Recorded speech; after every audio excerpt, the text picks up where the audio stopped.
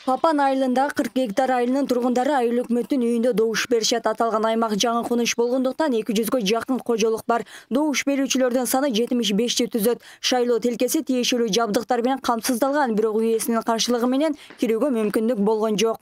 Ошо азыр өкмөттөн адамдар келет, ошо текшерет, ошолорду тарткыла, ошо неме ого чейин тартпайт. Мен кече да келгенден айттым. Өзүм сыйрып берем дедим ушуну.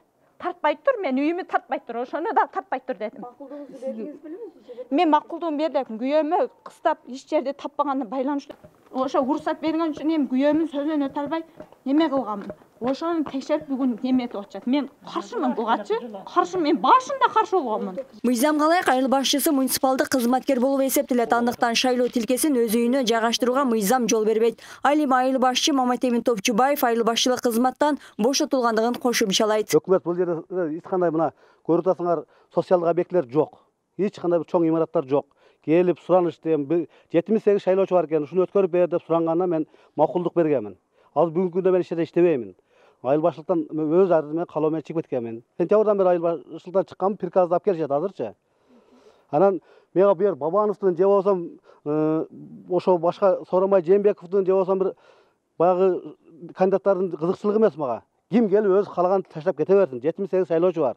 78 шайлоочу азыраак деп суранганына мен макулдук бергенмин. Ош облусуна караган бул аймак Акбура 1, Акбура 2 болуп 2015-жылы негизделген. Буга чейин 2 шайлоого добуш берип жүргөн, бирок аларды дүкөндөрдү ижарага алып уюшулган экен. Ал эми айыл башчынын үйүндө аргасыздан добушкана кылууга мажбур болгондугун айтышат. Анткени жаңы конушта бир дагы муниципалдык объект жок. Магазинде арендага алып өткөрүп жаттыгы. Быйылкы жылы алар арендага башка аптекага берип коюптур. Аргасыз бул ушул участкабызда Акбура 1де муниципалдык менчиктеги сос объекти жоктугуна байланыштуу аргасыз ушул үйдү алганга мажбур болдук. Айыл арасынан аралап издеп көрсөк бир 2 үй подвалын көрсөттү. Подвалдын состояниясы өтө начар экен. Ал жерге шайлоо өткөргөнгө мүмкүнчүлүк жок экен. Башка жактардан сос объекти таппадык. Аргасыз ушуга аш деп элди форма 2 менен өткөрүш керек болду, шайлоо ишин жүргүзүш керек болду. Аргасыз ушуну ачтык.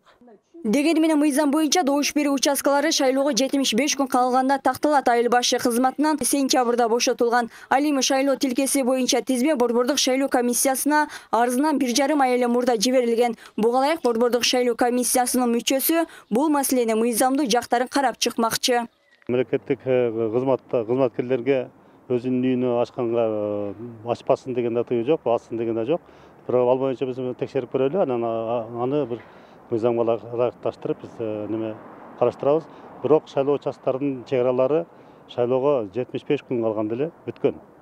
Шайлоо участкалары такталып, шайлоо участкаларынын чек аралары жергиликтүү бийлик органдары менен аймак шайлоо комиссиялары бирдикте ал маселе чечилип, шайлоо участкаларынын чек аралары басма сөз беттерине өзү чыккан.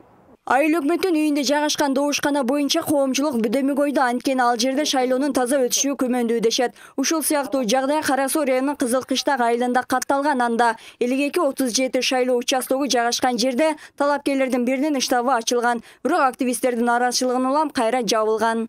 Кыргызстандын өлкө башчысын тандап алуу 15-октябрга белгиленген. Ага 13 талапкер атсалышууда. Учурда талапкерлер жер-жерлерде өздөрүнүн шайлоочулары менен жолугууда. Ош облусу боюнча 488 шайлоо тилкеси болсо, Ош шаары боюнча 73 шайлоо тилкеси даярдалган. Гүлшейет Талантбек кызы, Нурсултан Абдукерим уулу, 7 канал, Ош шаары.